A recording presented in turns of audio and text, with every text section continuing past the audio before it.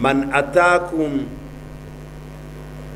wa amrukum wahidun ala rajulin wahidin yuridu an yufarriqa jama'atakum au yuridu an yufarriqa asakum faqtuluhu, kuonesha umuhimu wa umoja. Atakayekuja kwenu mkiwa mmeshikamana kwenye dini yenu chini ya kiongozi mmoja, yeye akaja kutaka kutenganisha na kubomoa umoja wenu huu, Mtume akasema nini?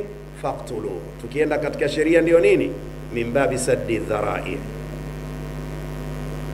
yani kunusuru wengi, kuondosha kirusi, huyu auliwe. Vijana wa siku hizi kwa sababu ilmu imekaa mbali, wanaongozwa na mihemko. Hii haki bwana, kashaambiwa na mwalimu wake huko Katuna mbele na matege yake, haki, basi ashaamini haki.